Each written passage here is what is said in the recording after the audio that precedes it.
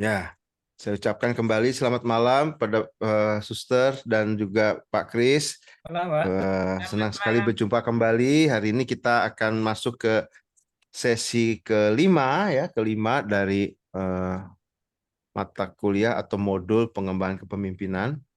Nah, namun sebelum sampai ke sana, saya mau menjelaskan sedikit tentang hasil LPI.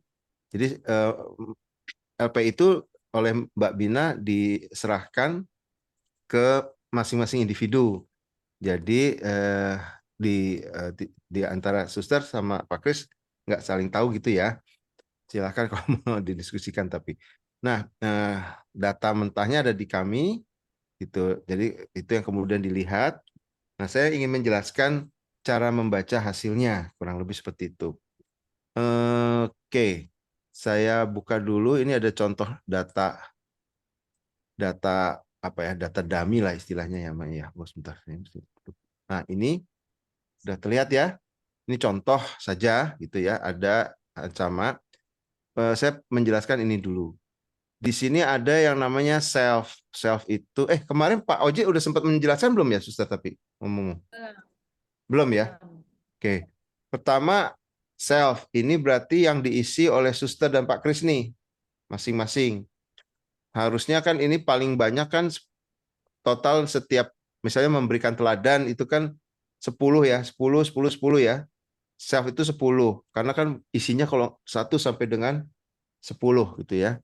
Maka totalnya harusnya ada 60. 60 ya, 60. Karena ini ada 6 pernyataan untuk masing-masing keteladanan.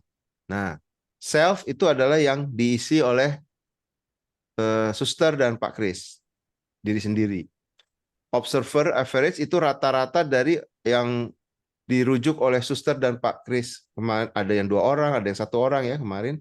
Ini adalah average-nya. Class average itu berarti ini Suster dan Pak Kris ya. Total 4 sama nanti yang lain di rata-rata dibagi, kita kan ada bersepuluh ya di kelas ini, dibagi 10. Jadi rata-rata di kelas. Nah, itu yang menjadi pembagiannya. Jadi ada penilaian sendiri, penilaian dari rata-rata observer, dari observer rekan kita ataupun juga yang kita percaya untuk diminta isi, lalu rata-rata kelas.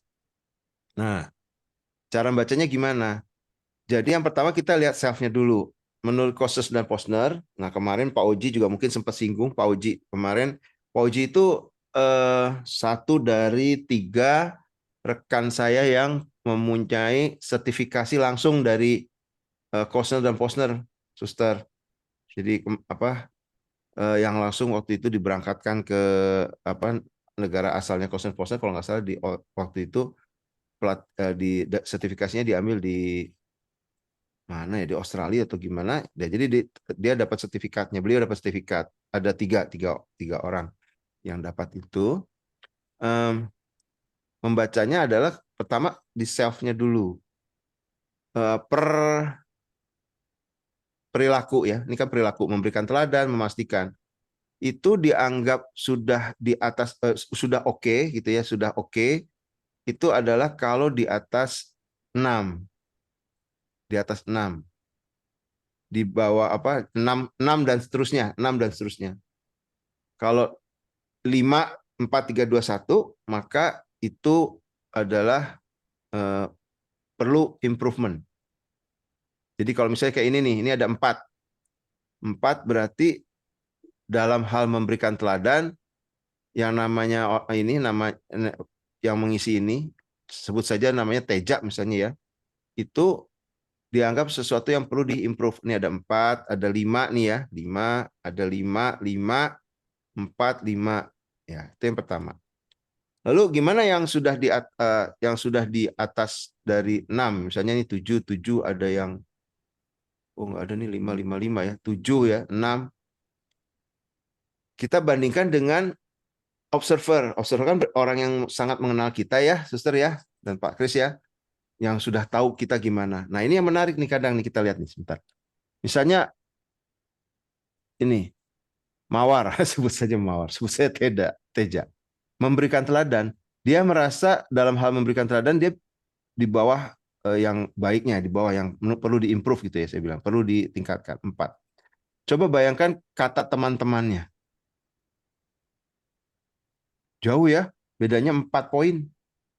Jadi, saya sih bukan orang yang tipe bisa memberikan teladan gitu kan. Kan dari 1 itu tidak pernah sampai yang sering sekali ya, yang 10 ya. 4 nih. Tapi beda sama yang dinilai. Nah, ini yang kadang dibilang apa yang kita nilai itu jauh lebih rendah daripada sebenarnya orang lain lihat perilaku kita. Dan kayaknya kalau kita lihat ya, nah ini kalau ini rata-rata malah teman-temannya menilai lebih tinggi. Jadi ada mungkin di dunia ini ada orang yang saya mah bukan pemimpin yang baik, saya nggak bisa ini, nggak bisa gitu. Tapi yang dia lakukan di kacamata dari teman-temannya itu udah oke gitu ya, udah oke kayak gini kan. Coba lihat nih. 4, menunjukkan keinginan jangka panjang kelompok dalam terrealisasi. 4. Tapi temennya, observer kan ya, kasihnya 8,7. 5. Jadi dianggap ini kan materinya Pak Oji kemarin, mengaspirasi dengan suatu gambaran besar yang ingin dicapai kelompok. Jadi kalau di kelompok dia bisa kasih gambaran besarnya dulu nih, supaya teman-teman yang lain bisa memahami. Dia bilang, 5 aja. Teman-temannya bilang 9. Nah, atau itu berarti kan memperlihatkan eh, kita sendiri nggak tahu apa yang kita lakukan on purpose ya. Teman-temannya yang tahu. Bahkan kalau dilihat dengan rata-ratanya nih, suster, tuh rata-ratanya tetap lebih tinggi. Jadi di kelas pun dia masih merasa dirinya lebih rendah di dalam kelas. Nah, ini kasus yang pertama. Biasanya terjadi kasus yang berikutnya, cuma sayangnya nggak ada di sini. Oh, dia bilang 9 misalnya. Ini nggak ada yang 9 nih. 9. Nah, taunya observernya bilang 5. Nah, itu berarti overconfidence ya. Dia pikir dia udah yang bersangkutan pikir udah oke nih. Tapi teman-temannya mengatakan enggak gitu ya. Kayaknya enggak deh gitu ya. Jadi itu yang perlu kita lihat. Nah, yang perlu jadi prioritas adalah pertama yang memang angkanya di bawah 6. Kalau banyak yang di bawah 6 yang harus diimprove, mana yang harus didahulukan? Yang sifatnya adalah punya selisih paling banyak. Jadi kayak ini kan 4 sama 8,3, ini 5 sama 8,7. 4 sama 8,7 ya. Ini 7, 9, ini selisihnya 2. Dicari yang selisihnya paling banyak, baik yang sifatnya gini, jomplang, self-nya lebih rendah daripada ini. Nah, itu berarti kan dia harus diimprove bukan masalah perilakunya nih, lebih kepada kepercayaan dirinya bahwa sebenarnya Anda bisa loh mimpin, tapi kok Anda merasa dirinya enggak. Jadi self efficacy-nya tuh, keyakinan diri bahwa dia bisa bekerja atau bisa memimpin. Namanya self efficacy. Tapi kalau misalnya kita dapatkan kan ini sifat yang observer ini ya, terlepas yang observer ini kan harapannya objektif karena terdiri dari beberapa orang. Kalau nggak salah waktu itu saya minta 2 ya, 2. Nanti suster bisa saja minta 3, 4 gitu. Kemarin kan suster udah dapat apa namanya kuesionernya ya, kuesioner yang apa masih kosongnya itu. Monggo silakan bisa diperbanyak, dicoba, dinilai observer yang lebih banyak. Nah, kita akan lebih melihat itu.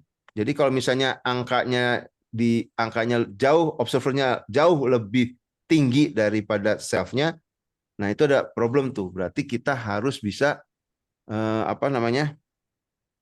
perlu improve karena harusnya yang lebih objektif kan yang kata orang sekitar. Konsepnya kepemimpinan kan ya, Suster, bahwa kita dianggap bisa memimpin dari kacamata orang sekitar kita, bukan kita sendiri. Nah, kalau ini contohnya semua di bawah rata-rata. Berarti yang kalau dilihat semua di bawah rata-rata yang perlu diimprove bukan masalah perilaku kepemimpinannya, tapi kepercayaan dirinya gitu ya, kepercayaan dirinya nih. Nanti suster bisa lihat deh. Suster saya sendiri belum lihat secara satu persatu tapi baru yang gedenya dikasih Mbak Bina. Jadi bisa kelihatan. Nah, yang perlu diimprove adalah kalau misalnya gini, konfirmasi. Misalnya di sini, memahami filosofi 5, kata observer 5. Nah, itu juga jadi prioritas. Jadi kan antara saya sama observer nggak jauh beda nilainya. Selisih-selisih 1-2 lah.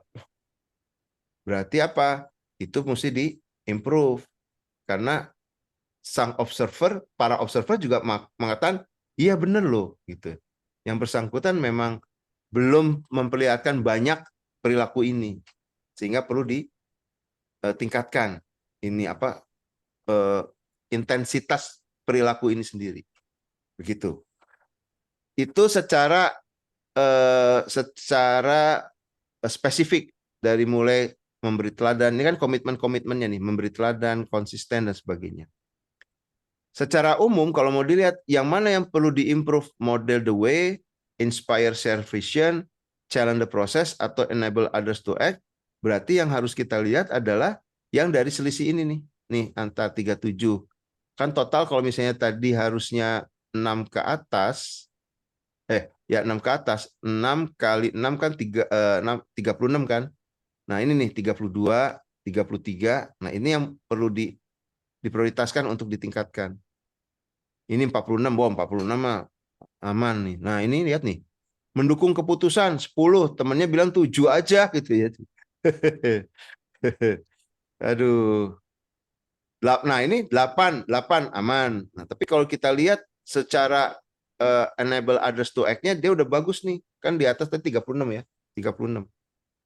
Encourage the heart-nya 45. Oh, bagus. Oh, ini rupanya kalau lihat sini yang namanya Teja ini adalah yang baik hati ya. Dorongan untuk bisa muji anggota kelompok dan sebagainya tinggi 45. Untuk bisa ke orang lain, mengembangkan orang lain, memperhatikan orang lain 46. Ya kan? Kita lihat tuh tinggi-tinggi itu. Nah, itu cara membacanya seperti itu, Suster. Gitu kira-kira. Jadi prioritas pertama lihat dari yang eh, kecil-kecil ini dulu. Apa? Yang satu-satu ini. Yang mana sih yang perlu diimprove adalah yang kalau menurut kita diri kita sendiri merasa itu nggak bagus. Di bawah 6. Tapi sebagai bandingan cek dulu tetangga sebelah bilang apa. Nah, kalau misalnya saya merasa nggak yakin saya bisa punya teladan, tapi tetangga kita bilang, enggak kok, ini Anda bisa kok jadi teladan. Nah, itu berarti jadi perlu dicek tuh. Jangan-jangan kita yang tidak punya pemahaman tentang diri kita sendiri. Gitu. Nah, kan ada tuh ya kalau pernah, Suster mungkin pernah lihat yang apa, Johari Windows ya. Saya tahu tentang saya, orang lain nggak tahu. Saya tahu tentang saya, orang lain juga tahu. Nah, itu berarti kan kita terbuka ya. Tapi kalau saya tahu, orang lain nggak tahu, berarti kan itu jadi rahasia kita. Atau ada yang menarik adalah, saya nggak tahu tentang diri saya ini, jadi saya nggak tahu apakah saya kasih jadi teladan. Menurut saya biasa-biasa aja, atau malah jarang banget. Orang lain bilang, lebih tahu mereka daripada kita sendiri gitu ya. Atau sama-sama nggak tahu, saya nggak tahu, mereka juga nggak tahu, karena itu sesuatu yang baru buat kita. Nah gitu ya. Nah ini kalau saya lihat dari trennya, itu berarti yang bersangkutan lebih nggak mengetahui dirinya sendiri atau tadi eh, mencoba untuk merendah, jadi semuanya dikasih nilainya biasa-biasa aja, nggak yakin bahwa saya itu sebenarnya bisa dapat 9 loh. Saya bisa dapat 9. Ini kan 99 kata temannya ya. Coba nih lihat nih. Mengaspirasi dengan nggak, oh udah nih. Ini nih nanti ada yang gede lagi. Nih, memperlakukan orang lain dengan hormat 8. Teman-temannya kasih pol 10. Ini observernya kan lebih dari 1. Semua di rata-rata 10. Berarti kan semuanya 10, 10, 10. Sering banget dia melakukan. Senantiasa melakukan. Dia merasa, nah biasa-biasa aja. 6, 9, 10. Nah, kalau ini ya, 10, tapi ini 9,7. Nah, ini kalau kita lihat nih, gimana tuh, Suster? 9,7, jadi teman-temannya ada yang iya, ada yang tidak. Tapi semua rata-rata antara 10 sama 9, 10 sama 9. Makanya ini 9,7. menghargai orang yang menunjukkan komitmen. Nah, pada waktu kita mau melakukan apa yang harus kita tingkatkan dalam hal pengembangan kepemimpinan ini, kita bisa melihat satu persatu di exercise gitu ya, atau satu keteladanan sekaligus. Nah, kalau satu keteladanan berarti tadi 6 kali 6. Jadi harus yang efektifnya itu adalah di atas 36. Ini 37, tapi ini kecil. Bedanya selisih 1. Ini 32. Meskipun kalau dilihat secara total, 3 yang di atas ini selisihnya kan hanya paling tinggi selisihnya ini ya 363 nih. Nggak terlalu banyak yang harus nggak terlalu banyak usaha yang harus dilakukan. Frekuensinya aja mungkin yang diperbanyak ya, misalnya saja untuk frekuensi untuk bisa bereksperimen, frekuensi untuk bikin rencana kali ya, frekuensi untuk menyampaikan pentingnya makna dan tujuan gitu ya. Karena angka-angkanya nggak begitu ini. Nah, misalnya contohnya seperti itu tuh, Suster, untuk menerjemahkan angka-angka tersebut gitu. Ada pertanyaan sampai sini silahkan. Nanti Suster silahkan, Pak Kris silahkan dipelajari. Nah, tapi mohon maaf ada beberapa yang misalnya di sini ada dapatnya angkanya 23. Nah, itu harusnya nggak boleh 23 karena kan paling banyak 10. Nanti akan kami revisi dulu ya, Suster dan Pak Kris, angka-angkanya yang besar. Bahkan ada yang 0. Kemarin saya diskusi sama Mbak Mina, ada 0. Kalau 0 kan berarti nggak isi ya. Nggak isi. Tapi harusnya kalau Suster nggak isi, nggak akan Nggak pindah bisa. ke pertanyaan Iya. berikutnya. Betul, Tempat saya berarti ada 0 kan. iya betul. Nah, mohon maaf tuh Suster dan Pak Krisnya. Saya Nanti juga, Pak. Ada ya yang nol. Gak banyak tuh harusnya nggak nol boleh. itu. Betul. Saya nggak banyak, Kak. Jadi Angkanya apa tinggi-tinggi lah. apa Angka tinggi narik? Ada 40, ada 33. Ya betul. Ada yang 43. Iya. Itu dia. Saya kira Saya hanya kebetulan saya. baru baca juga. Oh, ini ada narik datanya. Jadi mudah-mudahan minggu depan sudah ada nilai yang lebih objektif, yang lebih benar ya, dari ada angka-angka yang kayaknya narik angkanya itu ada error atau gimana, jadi angkanya ada yang 0, ada yang tidak gitu ya, seperti itu. Oke, maaf ya untuk itu, Sister, minta maaf ya Pak Kris juga ya. Tadi saya kebetulan baru baca tadi siang, oh iya nih kok kenapa ya gitu ya, angkanya ada yang aneh gitu ya. Nanti sedang diproses lagi, dicek ulang lagi angka-angkanya, mudah-mudahan maksimum Senin sudah bisa keluar hasil yang benarnya gitu, yang sudah dicek lagi ya, gitu. Nah, itu yang ada. Nanti bagian ini yang akan dipakai pada waktu kita kan membuat kayak semacam rencana pengembangan. Karena rencana pengembangan itu yang nanti akan jadi penilaian buat modul yang ini. Nah, rencana pengembangan sendiri seperti apa, redaksinya atau formatnya seperti apa, itu yang nanti akan dibahas di sesi 9 di minggu depan, sesi 9. Nah, ada yang mau tanyakan dulu, Suster, dari ini LPI-nya? Cara bacanya dulu ya, jadi belum lihat angkanya ya, cara bacanya dulu. Nah, kalau ada, kalau tidak ada, saya mau mendiskusikan yang sesi 9. Harusnya kan besok ada sesi 8 juga kan. Sekarang sesi 5, 6, 7 Pak Oji masuk, sesi 8 setelah makan siang akan ada pembicara tamu, guest lecture. Sayangnya seperti yang pernah saya sampaikan, waktu yang ada untuk waktu yang bersangkutan itu kami kemarin baru diskusikan, belum bisa di Sabtu ini. Jadi apakah memungkinkan, tadi kami diskusi, kalau itu dilakukan di hari Jumat yang akan datang, di waktu yang sama seperti sekarang. Bisa ya, Suster, Pak Kris? Bisa ya? Terima kasih banyak atas kesediaannya. Nah, lalu kemudian untuk yang sesi 9 kan harusnya tanggal 9 pukul 10.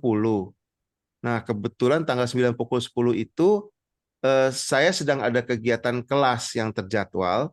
apakah memungkinkan kalau kita agak geser ke siang hari setelah makan siang hari Sabtu? Jadi sebenarnya singkatnya di sesi 9 itu saya hanya menjelaskan bagaimana membuat rencana pengembangan dirinya. Mungkin sekitar ya maksimum 1 jam.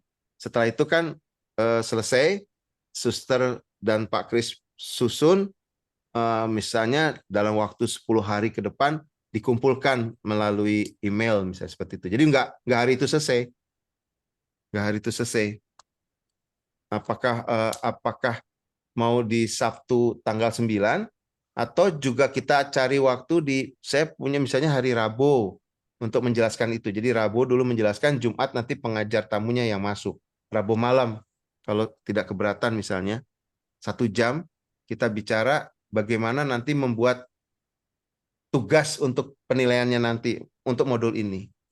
Nah, Suster dan Pak Kris sendiri lebih nyaman apakah di hari kerja yang malam 1 jam atau di Sabtunya agak mundur jadi jam 1 mungkin atau jam 12. Malam. Gimana, Suster? Kalau Malam. saya sih bisa, Pak. Saya ikut aja. Ikut malam, Pak. Malam Biasanya ya. apa? Kalau begitu, Kak, kalau misalnya bagaimana, Suster? itu yang tanggal Jumat depan tanggal 8 tuh ya? Tanggal 9. Oh, Itu yang hari Sabtu jadi Jumat tanggal 8 pukul 19 ada sesi 8 yang dimana pengajar tamu yang akan masuk membahas tentang praktek yang kita bahas secara teori ini.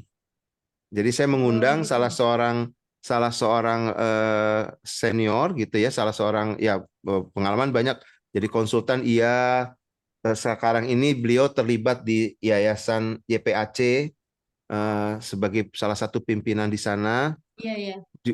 Kemudian juga sempat Kalau ya. misalnya jamnya diajukan begitu bisa nggak ya? Karena saya itu Oh, memberi retreat anak SMP itu jam hari Jumat 7. tanggal 8. Iya, malamnya itu dari jam 7 sampai jam 8-an begitu deh saya. Terus tanggal Sayang. 9 tanggal 9-nya mana saya kosong. Oh iya, saya mesti cek lagi karena kebetulan yang bersangkutan Tamunya luar. tanggal itu. Atau misalnya saja Bisa kalau bisa di dengar rekamannya. ada rekamannya, Kan ada rekamannya. ada rekamannya betul. Ya, kayak saya besok nggak bisa ikut rekamannya aja. Kayak misalnya hari Betul, Sabtu betul. itu loh, begitu. Ya. Bagaimana Besok kalau saya juga izin, Pak. Besok pagi saya izin juga, siap. Pak. Nanti untuk Suster dan misalnya Pak Kris mau izin untuk besok, mohon nanti disampaikan di WAG untuk nanti dicatat oleh Mbak Bina. Ini kayaknya Mbak Bina sudah tidak di ruangan lagi. Iya, gitu Baik, ya. Pak. Tadi ada misalnya Suster Litwina, tadi kemudian Suster Yuliana ya, Ya, enggak bisa. Kemudian nanti ada lagi, silahkan untuk dicatat saja. Rekamannya tetap bisa nanti diakses. Oh ya, Nah, baik. baik, kemudian makasih. berarti kembali yang Jumat tanggal 8, jika berkenan nanti buat suster yang berhalangan hadir bisa melihat rekamannya juga begitu. Oh, baik, Ya. Pak. Terima Baik, kasih. Terima kasih banyak atas pengertian Ya, suster. baik, Pak. Ya. Baik, jadi kemudian yang tanggal 9 itu kan saya butuh membrief aja sekitar 1 jam. Selebihnya kemudian kan dilanjutkan sebenarnya untuk kegiatan. Kalau untuk yang modul ini nggak ada kegiatan. Jadi biasanya untuk modul yang berikutnya itu nanti ada sama seperti kita seminggu ada kelas sampai dengan Sabtu. Lalu nanti ada kosong dulu sampai dengan hari Jumat. Sabtunya dipakai untuk ada misalnya ujian, kalau ada ujiannya ya. Karena harus ada nilai nih suster nih. Ada pembuatan paper gitu ya. Nah, kalau khusus buat yang modul sekarang ini buat paper, tapi kalau buat paper nggak harus dikumpulkan di Sabtu itu. Nah, tapi saya tetap butuh waktu 1 jam untuk menjelaskan apa sih yang mau kita buat gitu ya. Nah, itu apakah tetap mau hari Sabtu pukul 13 karena saya harusnya tertulis di jadwal pukul 10. Tapi mohon maaf kembali karena rupanya setelah saya lihat bentrok dengan kegiatan kelas, apakah memungkinkan mundur atau kita pakai di selang minggu ini nih, misalnya Rabu atau Selasa besok untuk menjelaskan singkat tentang malam ya, Rabu malam atau Selasa malam menjelaskan singkat tentang bagaimana kita membuat tugas itu gitu. Sabtu aja. Mungkin Rabu. Malam kok daripada Sabtu. di malam. Ya, Berarti- malam nggak kalau apa-apa, malam mungkin Rabu nggak apa-apa. Malam kita Rabu majukan malam. saja. Ya, Lebih nggak tepat apa-apa, Pak. menjelaskan kita sudah punya bayangan untuk punya rencana. Gitu. Wis. Siap. Biar kita ini. Ya sih, Biar makanya. Biar Terima ada kasih Suster inspirasi. Ferdina Jadi, sudah terinspirasi. Kalau dia sudah selesai punya biasa, Iya betul.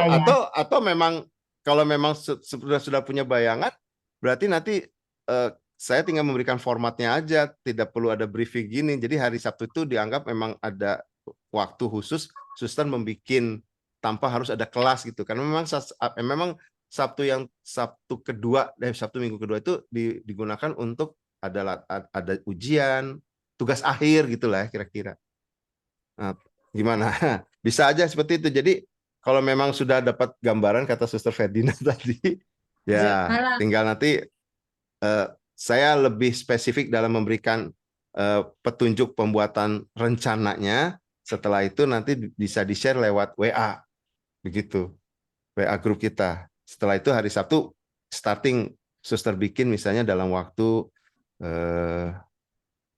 seminggu gitu ya, seminggu 7 hari kerja biasanya sih diminta, nanti tinggal kalau udah selesai dikirim ke email. Itu option berikutnya. Jadi tidak ada jumpa kita di mana kelas. Setuju, Pak. siap laksanakan ya.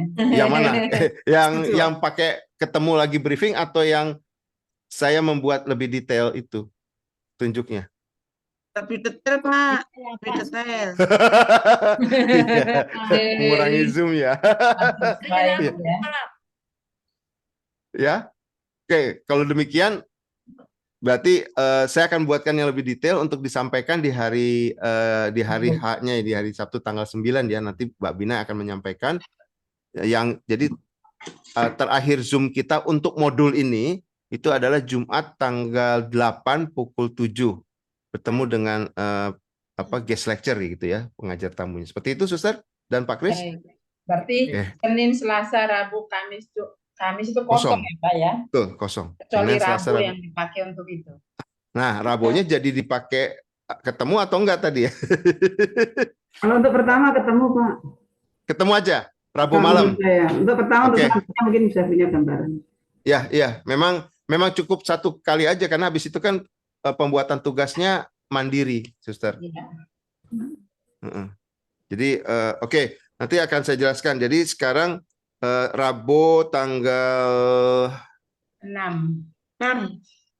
ya, tanggal 6 kita jumpa singkat pukul 7 sampai pukul 8 untuk saya menjelaskan dulu apa yang perlu dilakukan dalam tugas akhir dalam modul ini. Gitu ya. Oke. Terima kasih banyak Suster atas pertimbangan dan juga diskusinya. Enak ya ngajari suster ya. Nah, ya. Kenapa Suster? Saya bilang kalau ngajar suster nggak pakai debat-debat ya anak ini ya. Iya. Saya bersyukur banget. Saya udah dekat.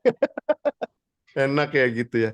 Oke, sekarang kita masuk ke sesi kelima, bicara ke prinsip keteladanan pemimpin 3, yaitu challenging the process atau menantang proses atau membuat perubahan gitu. Karena itu kalau menurut Posner itu adalah salah satu cara kita juga untuk bisa membuat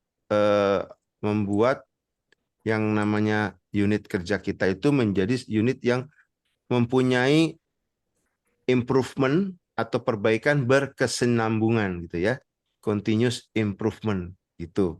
Nah itu yang perlu ada. Saya masih ketawa tadi komentar Suster ya, enak ya kalau sama Suster kita toleran banget gitu ya. Terima kasih gitu ya. Jadi menurut Kostner dan Posner, pada waktu kita berbicara, kita kemarin sudah bahas bagaimana kita menjadi contoh atau panutan. Lalu kemudian kita juga bisa memberikan inspirasi. Kalau nggak salah kemarin Pak Oji itu sempat menjelaskan kepada saya, diambil salah satunya itu rekaman dari Martin Luther King ya, kalau nggak salah ya, Suster ya. Iya. I have a dream katanya kan. Sayangnya memang umur beliau tidak panjang ya, karena ada aja orang yang nggak suka gitu dengan dreamnya. Jadi pada saat beliau sedang keliling untuk memberikan ya kayak semacam ceramah, ditembak dari jarak jauh. Sampai sekarang juga nggak jelas ini siapa yang menembak. Isu yang diangkat adalah masalah terkait dengan warna kulit, karena beliau adalah Martin Luther King itu kan warna kulitnya hitam. Tapi kalau saya lihat ada pihak-pihak yang takut karena tadi dia adalah leaders untuk followernya, dan itu banyak kan followersnya. Di rekaman itu kelihatan kan banyak banget yang datang ke Washington. 5.000. Iya. Dan itu membuat kekhawatiran di orang-orang tertentu. Takut kalau dia nanti malah benar-benar jadi pemimpin. Apalagi kan zaman dulu kan masih apartheidnya di Amerika masih kenceng ya, Suster ya. Lain halnya waktu Barack Obama jadi presiden aja juga kan isu warna kulit kembali dikeluarkan. Hanya masyarakat di Amerikanya waktu itu sudah mulai terbuka. Tapi waktu zamannya Martin Luther King, enggak, itu kan beruntun ya. Itu kemudian Presiden Amerikanya, Kennedy-nya juga ditembak. Itu kan waktunya nggak terlalu jauh tuh. Waktu-waktu di mana isu masalah warna kulit menjadi hit gitu ya di Amerika Serikat waktu itu. Ya gitulah. Ya susah kalau udah perbedaan gitu ya, Suster ya. Bahkan di kita aja di Indonesia masih ada aja gitu ya, Suster. Pak Kris ya, yang seperti itu ya. Lihatnya warna kulit, lihat dari sisi misalnya ya ada orang anak kebutuhan khusus, ada yang enggak, itu juga jadi masalah. Kasus bullying meningkat. Bahkan kalau di perguruan tinggi, kami sekarang diwajibkan punya komite untuk mengawasi kekerasan seksual khusus. Jadi oleh kementerian diminta setiap perguruan tinggi harus punya komite, dipimpin oleh satu dosen, koordinatornya, kemudian anggotanya terdiri dari dosen dan mahasiswa. Bertanggung jawab untuk bisa mengantisipasi jangan sampai terjadi. Saya punya feeling besoknya sebentar lagi akan muncul satu komite lagi yang secara rutin punya tanggung jawab untuk bisa mengantisipasi bullying itu. Karena itu juga kayaknya lagi sudah ramai lagi ya. Kemarin terakhir di salah satu sekolah yang dianggap bagus, elit katanya, rupanya ada satu grup, saya nggak perlu sebut namanya, mungkin Suster dan Pak Kris tahu ya di surat kabar, yang salah satu ya anak seorang aktor, artis gitu kan. Dan kita semua kaget, untuk sekolah yang seperti itu kok ada masih yang melakukan kegiatan bullying gitu ya.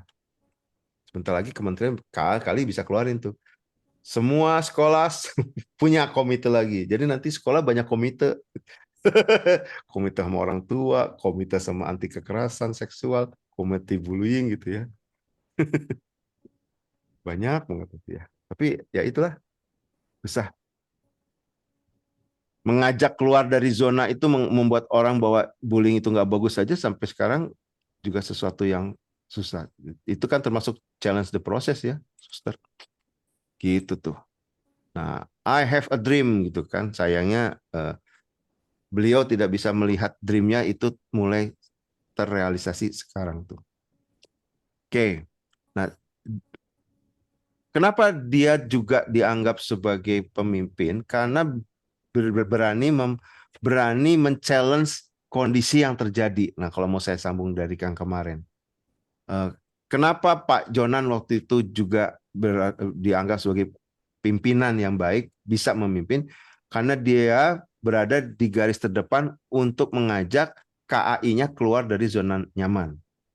Dia men-challenge timnya untuk bisa mencari cara baru untuk bisa membuat kereta api itu menjadi lebih baik.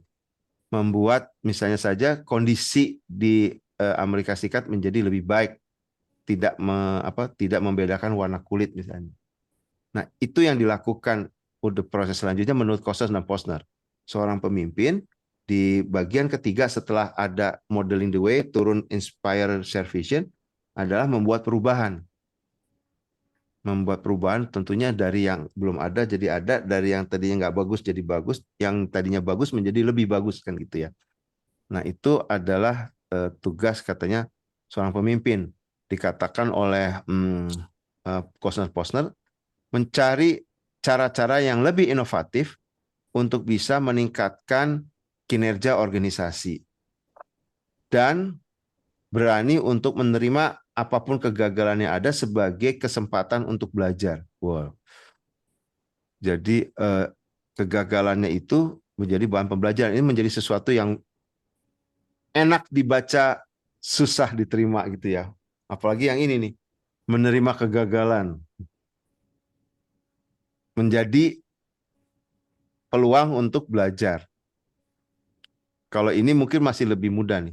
Cari cara yang lebih baik, lebih inovatif untuk bisa meningkatkan kinerja organisasi.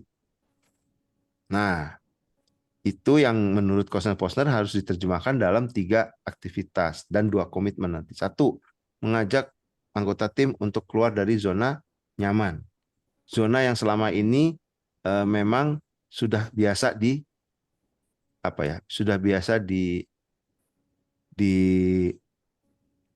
dialami. Nah, biasanya nanti hasilnya bagus. Menantang tim untuk mencari cara baru berinovasi. Sambil contoh kalau zona nyaman apa? Oh, saya biasa contoh ini nih. Kalau kita kan saya belajar kalau budidaya ikan air tawar ya, kayak ikan mas. Itu kan ada ikan yang ditaruh di karambanya di danau yang airnya tuh riaknya pelan gitu ya, santai aja gitu ya. Ikannya ditaruh di kandang-kandang atau di jaring, dikasih makan rutin. Cara budidaya ikan yang lain adalah si kandangnya itu atau jaringnya itu ditaruh di air sungai yang cukup deras. Sehingga dia airnya ngalir terus. Nah, kalau mungkin Suster dan Pak Kris punya pengalaman, kalau kita ambil ikan yang hasil budidayanya yang berasal dari air danau yang tenang itu sama ikan yang berasal dari budidaya sungai yang airnya cukup deras, biasanya dagingnya enak yang mana? Pernah nggak punya pengalaman? Kenapa, Suster? Lebih enak. Ikatnya rasanya kayak gimana? ikannya kan Lebih apa ya? Lebih kayak dia kan menantang arus. iya, lebih halus. Betul. ikannya kan olahraga terus, Pak. Iya, betul Pak Kris. Karena ikannya nggak cuman kalau yang di kolam hap makan pelan-pelan, hap makan itu kan zona nyaman ya. Jadi dagingnya itu banyak lemaknya. Pada waktu digoreng dia jadi minyaknya keluar. Lebih enak, benar saya sepakat dengan Suster. Yang di air deras. Karena apa? Ikannya itu begitu dia berhenti, dia kan keseret arus tuh. Maka dia akan ketekan di sangkarnya atau ditekan di jaringnya kan. Maka mau nggak mau kan dia berenang terus. Nah, kayak orang fitness deh. Jadinya dagingnya tuh jadi otot. Nah, itu yang enak. Sama. Kalau kita di zona nyaman terus, itu lama-lama jadi nggak enak dimakan. Bukan jadi kenyal. Terlalu santai, pelan-pelan gitu. Tapi kalau organisasi kita itu di tempat dengan banyak perubahan kan kadang air sungainya ada yang deres banget, ada yang enggak gitu kan. Jadi tapi kan dia harus tetap bisa bergerak supaya tidak kedorong ke jaring yang belakangnya. Itu mau nggak mau kan dia akan bisa belajar. Nah, tugas kita sebagai pemimpin bagian yang jadi air derasnya. Yang nguprek-nguprek itu kalau di kantor. Ayo geba-geba gitu. Jangan terlalu terlena gitu. Saya ingat banget yang kemarin waktu itu sesi pertama saya cerita itu loh, yang salah satu pimpinan saya bilang sampai saking pengen ininya dia bilang dalam bahasa Inggris gitu kan. Either that you follow me, follow us itu udah berarti kami semua yang mau melakukan perubahan, or get out of our way, dia bilang. Minggir. Gitu. Kita kan mulai, waduh, tumben Pak Bos galak amat ini ngomongnya, karena udah gemes gitu kan, karena waktu itu PPM perlu melakukan rejuvenalisasi, perubahan banyak, karena setelah menghadapi krisis waktu itu kan kita harus bangkit gitu ya, mencari peluang, cari lagi produk dan sebagainya. Di satu sisi ada yang gitu ya. Dia sampai bilang gitu. Ikut atau minggir gitu aja. Minggir dalam arti bukan dipecat ya. Minggir itu ya udah kamu di pinggir lapangan aja, nggak usah ikut main, daripada merecoki gitu ya. Nggak ikut nggak mau tapi sibuk. Kalau anak sekarang kan bilangnya nyinyir gitu ya. Kan sekarang kalau di internet itu kan banyak banget ya. Ada isu apa itu langsung banyak di kita tuh di Indonesia, pengamat tuh banyak banget. Misal pengamat bola jadi pengamat politik. Orang yang sama bisa jadi pengamat bola, besok jadi pengamat politik, besok jadi pengamat seni gitu ya. Pakai itunya, ngetik di jarinya. Menurut saya itu nggak bagus tuh gini. Wah ini nggak bagus gitu. Wah ini jadi banyak aja muncul. Begitu mudahnya kasih ini ya. Tapi begitu bilang, ya udah kalau gitu sini, ayo ikut bantu. Itu bukan ahlinya saya gitu ujungnya ya. Nah itu nggak bisa seperti itu. Nah tugas kita adalah menjadi air sungai yang derasnya itu. Kadang deras banget, kadang pelan gitu ya, dikasih dulu kesempatan untuk ikannya agak santai. Tapi yang pasti tetap ada gerakan yang mengakibatkan ikan, dalam hal ini organisasi atau tim kita, menjadi senantiasa aware atas situasi yang ada. Nah, itu adalah challenge the process. Mengajak keluar zona nyaman, menantang, mendorong tim untuk melakukan eksperimen, mencari bagaimana cara kita untuk bisa membuat sesuatu yang baru. Nah, itu challenge the process. 2 komitmen yang harus dimiliki oleh kita yang akan melakukan challenge process. 1, kita senantiasa melakukan identifikasi atas opportunity, kesempatan yang nanti bisa mendapatkan peluang untuk mendapatkan nanti perbaikan-perbaikan. Jadi biasanya namanya ada potensi dulu, ada peluang, baru kemudian kemanfaatan.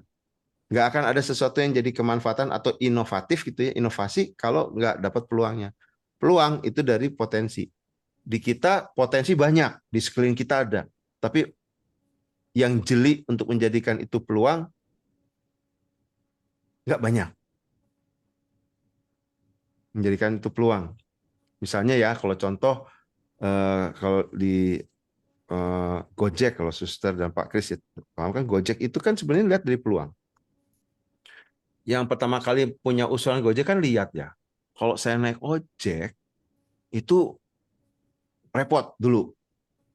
1, mesti berdiri di pinggir jalan, nunggu dan mencoba nih untuk lihat bener nggak ya ini ojek atau enggak. Karena kalau salah panggil kita disemprot orang kan gitu.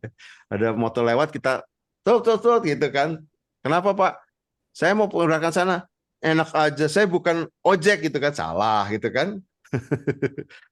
Kan jadi mempelajari yang namanya ciri ojek tuh kayak gimana sih, helmnya, pakaiannya gitu ya, motornya, kadang seperti itu. Udah gitu, kalaupun benar ojek harus ada tawar-menawar, biaya yang harus dikeluarkan. Itu kalau dapat di pinggir jalan. Kalau misalnya nggak dapat, kita harus cari pangkalan ojek. Ketemu pangkalan ojek, ojeknya cuma satu. Wow, jual mahal tuh biasanya. Tahu karena merasa dibutuhkan.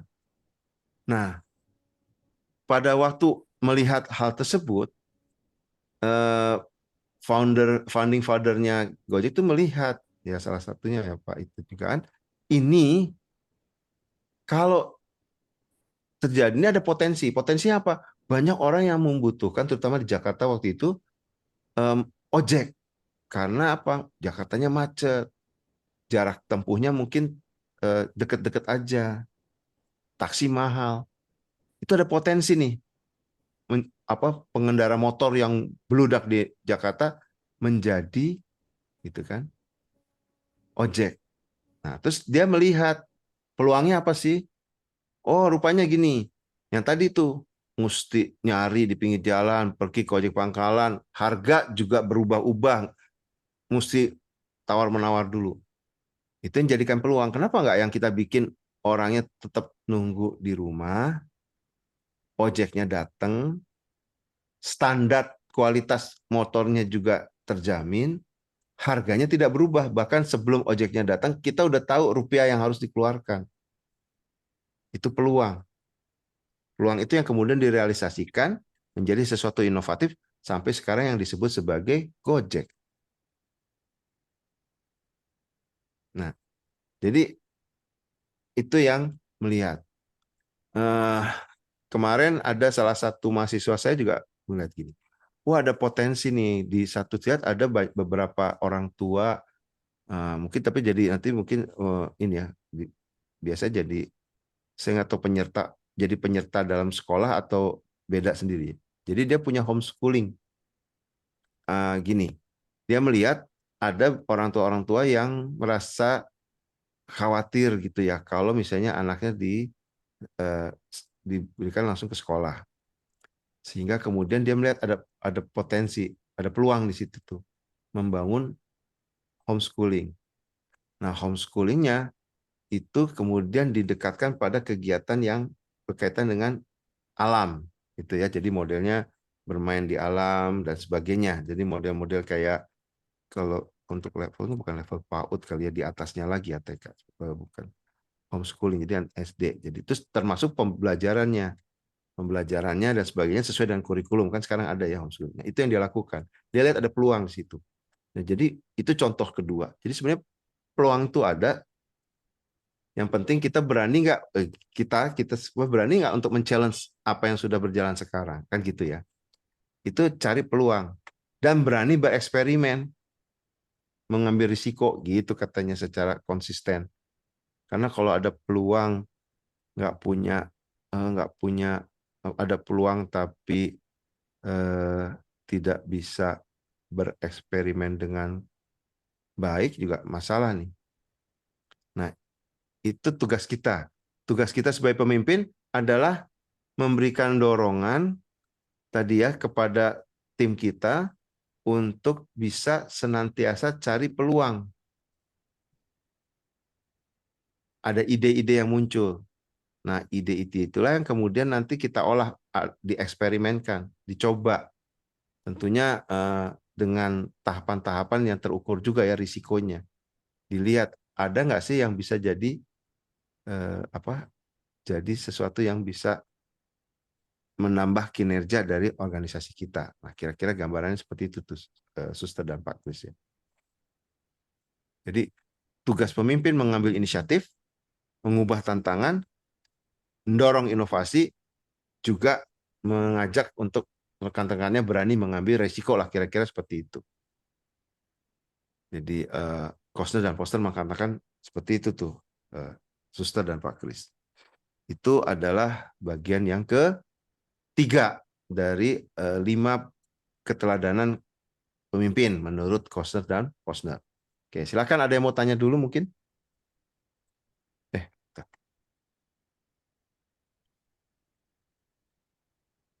Ambil inisiatif, mengubah tantangan, lakukan inovasi, ambil risiko.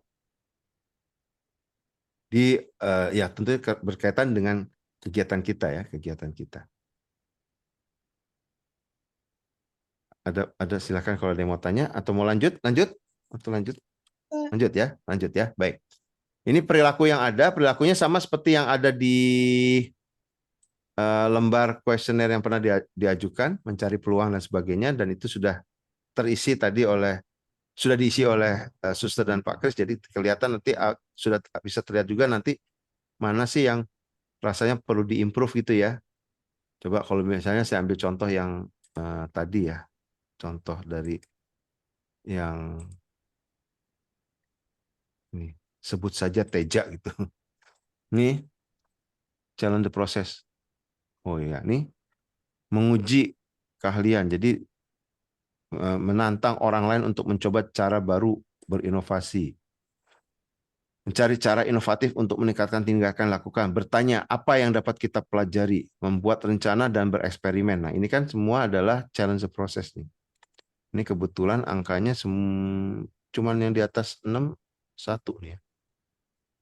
Yang lainnya memper dikit lah. Di tengah-tengah. Ini kayaknya sebut saja Teja ini yang sering main aman ya. Lihat ya, main 5, 5, 7, 5 gitu ya. Main di tengah. Enggak ke 8, enggak ke 9, enggak ke 2, enggak ke 3 ya, tapi di sini tapi ada satu nih yang 4 nih, yang ini 4. Tapi ya, kira-kira seperti itu. Gitu tuh. Itu yang bisa dilakukan. Oke, saya kembali ke sini tadi. Nah, terus kalau sekarang kita punya peluang, kemudian kan harus diinovasikan. Lalu apa yang mesti kita lakukan? Nah, kita melakukan proses menciptakan perubahan itu dengan menciptakan inovasi. Jadi inovasi itu secara umum, kalau menurut teorinya, itu dibagi menjadi 5 tahap. Mulai dari melihat isunya apa sih, problem apa yang muncul. Lalu kemudian kita lihat apa kebutuhan yang muncul dari problem tersebut. Kayak tadi kan, problemnya apa nih? Nyari ojek susah. Oke.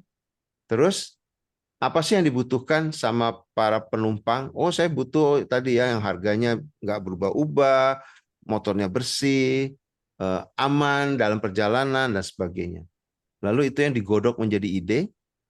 Lalu ide diuji cobakan dalam bentuk purwarupa atau prototyping. Lalu kemudian dites, kalau itu berhasil, baru kemudian nanti dilanjutkan, direalisasikan.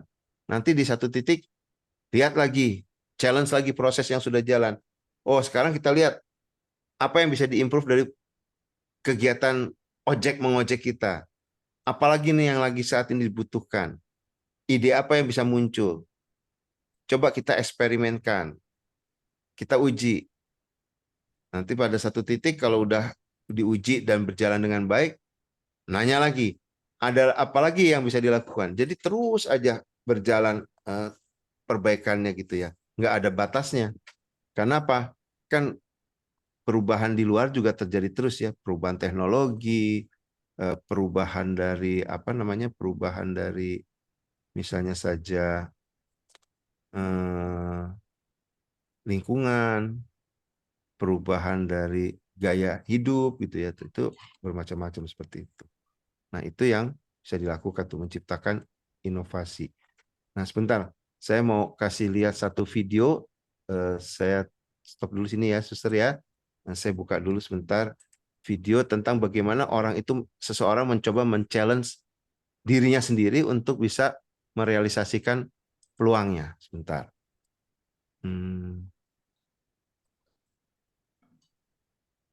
Ini dia.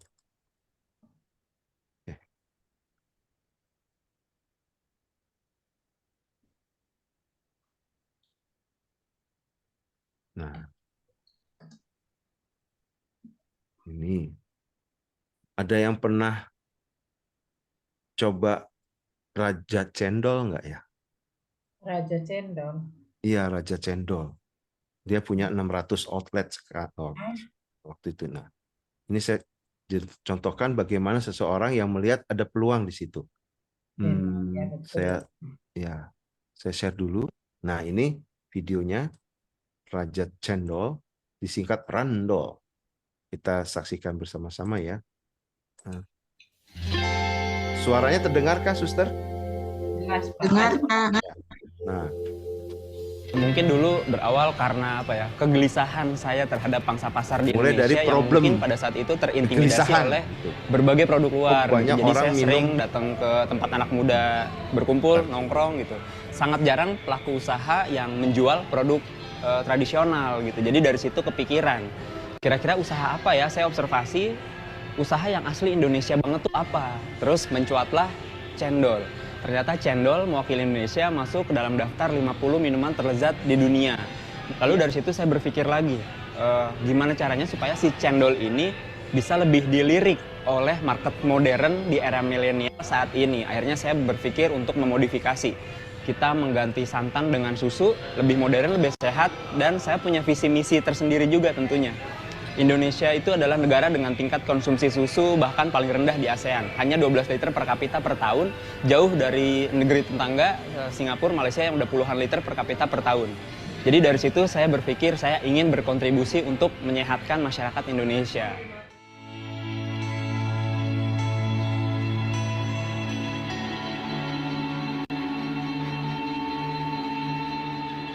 Kenapa namanya Randol, Raja Cendol? Karena kita ingin setidaknya bisa menjadi raja di negeri sendiri. Jangan kita dijajah oleh berbagai produk luar, tapi kita bisa menjadi produk yang bukan hanya disukai, tapi dicintai oleh masyarakatnya sendiri. Dan kita bisa menjadi raja di negeri sendiri. Menjalankan usaha ini kurang lebih udah sekitar 3 tahun. Dan alhamdulillah udah ada lebih dari 700 outlet di seluruh Indonesia.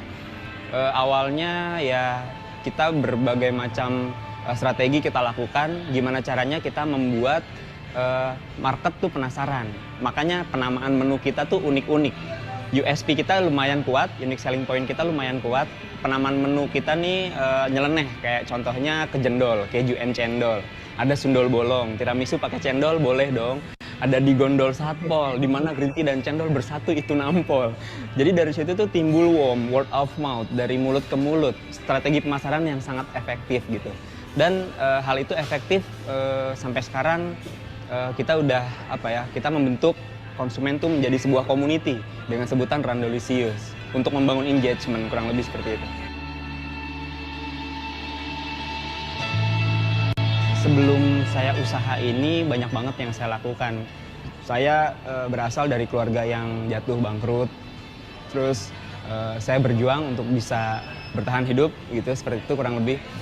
Banyak banget hal yang saya lakuin, mungkin saya pernah menjadi kuli pasir di Gunung Sahut di daerah Cianjur, sebagai proses belajar lah intinya gitu. Saya membuang jauh-jauh gengsi yang pasti itu, dan saya terus belajar dengan apa yang saya bisa dan apa yang saya percaya gitu. Saya juga pernah mengamen gitu untuk mengumpulkan modal.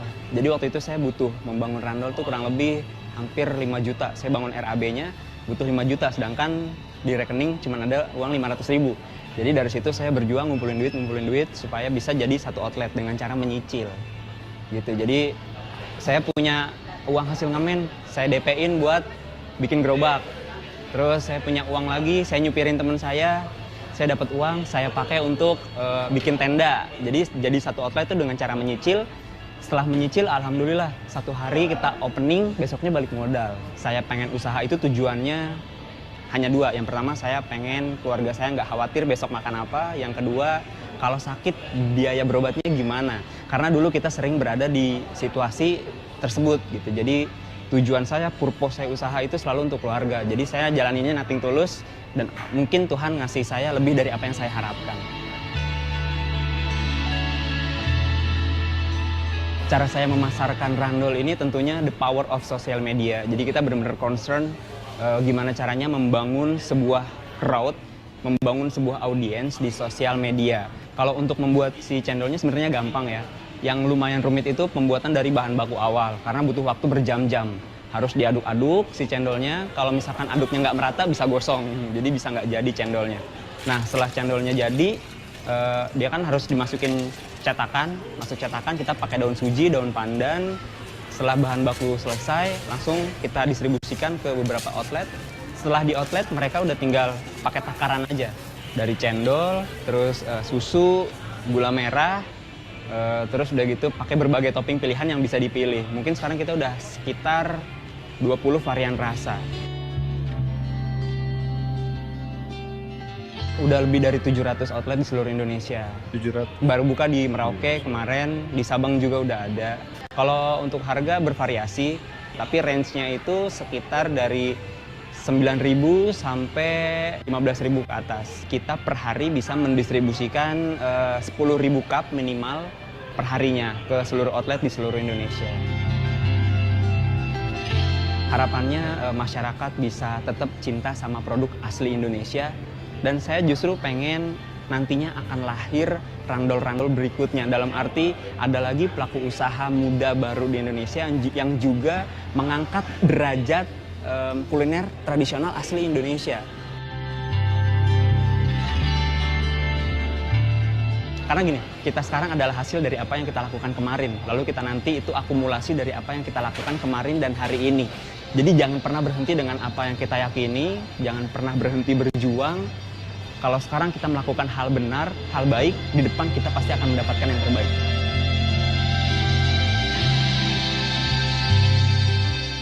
Karena waktu tidak pernah berjalan mundur, maka hidup adalah tentang maju.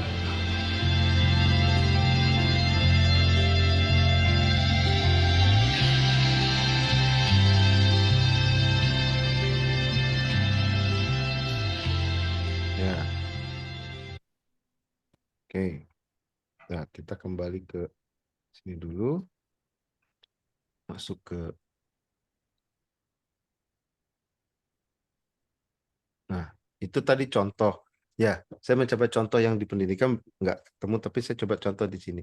Yang bersangkutan pernah menjadi salah satu model, role model untuk UMKM, usaha menengah. Jadi dia dianggap sebagai panutan lah ya untuk UMKM pada waktunya. Nah, sekarang sih udah jadi masuk selebritis juga karena pernah sempat juga, kalau nggak salah istrinya juga seorang artis dan sebagainya. Nah, saya mau narik dari sini, bukan cerita dirinya ya, Danu Sofwannya. Tapi gini, mulainya kan dari problem. Kita selalu semua punya problem, di unit kita juga pasti problem. Problemnya adalah satu, kegelisahan karena banyak kok orang itu konsumsinya pakai minuman-minuman barat gitu ya. Padahal di Indonesia minuman tuh banyak banget. Bajigur, cendol, sekoteng gitu ya. Waduh, nikmat-nikmat deh ya.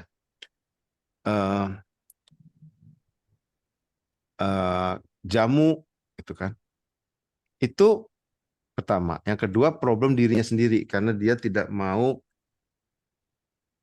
punya kekhawatiran setiap orang tuanya sakit, ada yang sakit. Jadi harus ada jaminan tabungan untuk bisa dipakai pada saat tiba-tiba ada kerabat atau keluarganya yang sakit. Ini kan problem yang ada.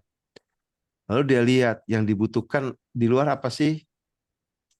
Dia tanya, kalau tadi dibilangkan dia tanya ke sini, tanya sini. Oh, rupanya ada satu nih juga orang kebutuhan mau minum minuman khas tradisional Indonesia tapi yang sehat. Makanya kemudian dia ganti tuh dengan susu yang susu oat gitu yang lebih sehat.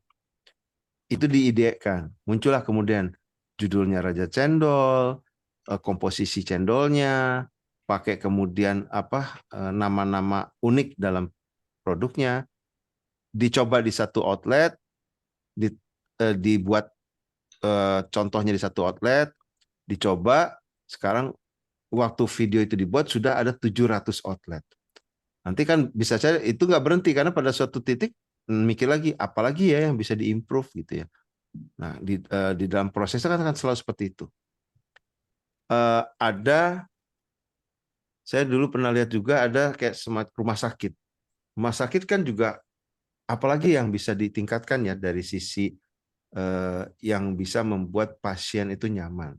Di salah satu rumah sakit itu kemudian dia melihat pasien itu kan datang berobat itu dia akan bisa dirawat, misalnya nih dirawat inap dengan baik, bisa merasa nyaman, bukan hanya sekedar pelayanan yang dilakukan oleh tenaga medis, oleh dokter misalnya, tapi juga oleh suasana ruangan, kemudian juga dari makanan. Nah, salah satu yang dilihat adalah dari makanannya. Kemudian makanannya itulah yang dicoba untuk dikreasikan menjadi modelnya kayak makanan kelas bintang, gitu ya. Modelnya nih, suster, rasanya ya tetap aja rasa kan makanan di rumah sakit kan nggak boleh yang yang harus ada takaran dari gizinya kan ya. Jadi tetap sesuai dengan kondisi gizi yang memang diterapkan oleh dokter ahli gizinya. Tapi tampilannya dibuat menjadi tampilan yang diibaratkan kalau menurut pimpinan rumah sakitnya itu adalah seperti kita sedang menginap di hotel, gitu ya. Nah, itu yang dicoba untuk dilihat, untuk bisa membuat pasien itu bisa nyaman pada saat sedang dirawat, misalnya seperti itu. Itu kan salah satu bentuk juga untuk bisa melakukan inovasi. Apalagi ya yang bisa dilakukan ya. Kalau udah dapat, apalagi ya, dan seterusnya. Nah, itu yang diharapkan bisa kita dorong, kita tuntut kepada tim kita. Menjadi tugas pemimpin tuh untuk senantiasa tadi membuat perubahan-perubahan itu. Nah, itulah yang disebut sebagai proses challenge the process, kira-kira seperti itu. Nah, ini ada contoh namanya Scamper. Scamper itu substitute, combine, adapt, magnify, put to other use, eliminate, sama rearrange. Jadi ini salah satu cara sederhana untuk bisa tadi memunculkan idenya. Ide ini seperti dari sini nih. Fase ketiga ya. Jadi pertama yang kita lihat dulu misalnya nih contoh aja ya. Gimana sih dapat bisa mengembangkan program-program pemberdayaan UMKM, misalnya kita kita termasuk orang yang punya tugas untuk mengembangkan usaha mikro, kecil, dan menengah. Nah, substitute itu berarti kita melihat ada nggak yang kita bisa ganti dalam program pemberdayaan itu sendiri. Jadi kalau misalnya di tempat kita tadi ya, ada nggak sih cara yang bisa kita ganti supaya misalnya saja pada waktu proses pembelajarannya itu menjadi baik, atau misalnya dalam pekerjaan yang terkait dengan administrasi itu menjadi sesuatu yang tidak repetitif dan membuat orang misalnya saja jadi merasa bosan itu misalnya. Apa nih yang bisa kita ganti dalam proses kerjanya yang membuat orang bisa tertarik untuk melakukan misalnya seperti itu. Atau dikombinasi, kira-kira bisa buat metode atau apa yang bisa saya kombinasikan nih seperti tadi. Oh, saya akan kombinasikan nih antara keunikannya cendol sama namanya gitu ya. Karena biasanya di Indonesia dia bisa mempelajari pasar di Indonesia, kalau nama-namanya aneh-aneh tertarik untuk membeli, kayak iklan tuh. Kesan pertama begitu menggoda gitu kan, selebihnya terserah kita gitu kan untuk melanjutkannya. Tapi kesan pertama itu harus dibuat. Kesan pertama yang dibuat adalah dari nama, biasanya namanya dibuat aneh-aneh tadi kan, yang ada yang cendol nampol gitu, kejendol tadi apa ya gitu ya. Nah, itu yang dilakukan. Jadi mencoba mengkombinasi. Ada nggak sih proses kombinasi yang bisa dilakukan agar nanti yang jadi isu kita ini adalah sesuatu yang sifatnya bisa diubah. Ini adalah problemnya nih di sini nih. Atau diadaptasikan. Bisa nggak sih yang saya lakukan itu nanti saya ambil dari orang lain. Jadi kita menengok nih. Seperti tadi. Oh, kalau di rumah sakit bisa nggak ya kalau misalnya cara untuk menyajikan makanannya sama seperti kayak di tempat lain yang bukan rumah sakit, supaya jadi sesuatu yang daya tarik. Bahkan saya ingat di satu rumah sakit di Indonesia mungkin ya,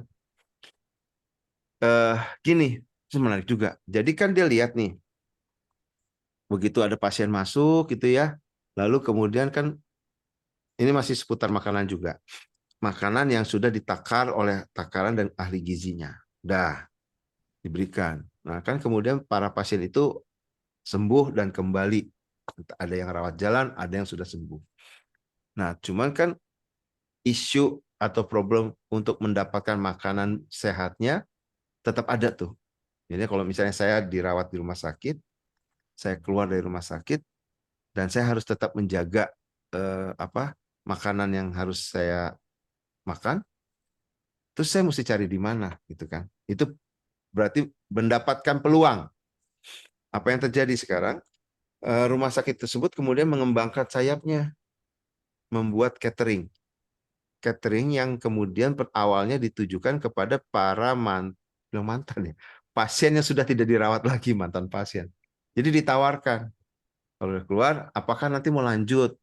Jadi nanti di dalam prosesnya gini, kalau misalnya saja hari Senin itu menu di rumah sakit untuk pasien-pasien ini adalah A, B, dan C.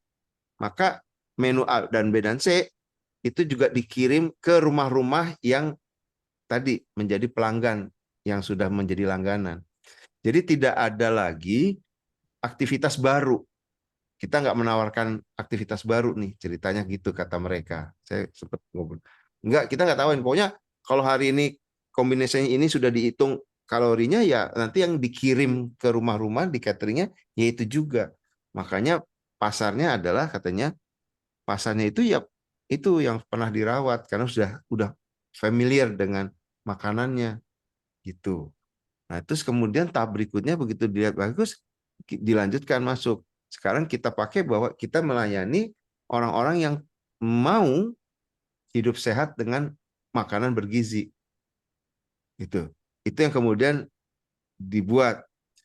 Nah, jadi modelnya nanti tinggal order, ditransfer, menunya sudah diberitahu, menunya ya udah menunya sesuai dengan menu yang sedang dibuat di hari itu gitu kan. Kita kalau izin ya suster, kalau yang di rumah sakit kan udah punya menu-menu khusus kan yang mesti diberikan. Tapi itu kemudian lihat peluang pada mantan pasien yang udah merasa perlu untuk membutuhkan makanan sehat karena mereka juga udah terbiasa. Jadi muncul tuh diperbesar programnya. Yang tadinya hanya di rumah sakit, sekarang buat para pasien yang sudah kembali ke rumah, yang memang masih membutuhkan tadi makanan-makanan bergizi ala rumah sakit. Itu. Programnya bukan sesuatu yang baru karena diadaptasi dari perusahaan-perusahaan catering caranya kan. Nggak ada yang baru dari cara ngolah makanannya, cuman volumenya aja diperbanyak. Itu di sini. Atau ada lagi yang kita pikir, ada nggak ya program-program pemberdayaan yang bisa program apa? Ada nggak ya kegiatan dari kita ini sekarang yang ada di yayasan kita yang bisa dimanfaatkan untuk manfaat yang lain, put to others uses. Sambil contoh mahasiswa saya, bimbingan saya. Ini menarik. Dia senang banget belajar bahasa. Jadi di PPM kan nggak ada belajar bahasa. Paling ada cuma sesuai S1 tuh ya Inggris. Dia belajar Mandarin. Sampai level tertentu dia belajar. Jadi SMA dia mulai belajar gitu ya. Dia cerita ke saya ya. Akhirnya di satu kemudian udah sampai level tertentu nih. Sertifikatnya udah dapat lah gitu ya untuk dari segi kefasihannya. Terus dia mikir, ada nggak sih saya bisa buat sesuatu yang bisa menghasilkan manfaat lain selain buat manfaat diri saya, yaitu bisa berbahasa Mandarin. Lalu dia lihat, oh rupanya ada di sekitar tetangga-tetangganya itu tuh, Suster dan Pak Kris, itu atau ada yang orang tuanya menginginkan anaknya tuh yang seumuran, misalnya saja SD kelas 2, kelas 3 gitu ya. Anak kan mahasiswa bimbingan saya sekarang lulus pun belum ya. Jadi kalau sekarang dia semester 6. Jadi semester 6 masih ada setahun lagi. Di sekitar umurnya masih sekitar 18, 17 gitu ya. Itu wah, dia melihat ini ada peluang nih. Lalu dia menawarkan jasa untuk bisa mengajarkan bahasa Mandarin buat anak-anak kecil itu. Ya yang santai-santai aja, bahasa sehari-hari, dibikin jadi les. Nah, jadi dia sekarang sudah bisa membiayai dia sudah kayaknya uang les dia sendiri sudah balik modal gitu ya. Dia punya murid banyak gitu ya. Kadang lesnya juga ya namanya les buat anak-anak kan nggak lama-lama ya, paling setengah jam gitu ya. Dan belajarnya juga bukan model belajar. Nah, bukan model belajar yang seperti dia belajar di kursusnya. Dia modifikasi cara untuk belajarnya sesuai dengan kebutuhan pelanggannya yang anak-anak itu. Bilang, wah, untuk seumuran itu sudah bisa bikin sesuatu yang punya manfaat buat dirinya juga buat orang lain gitu kan.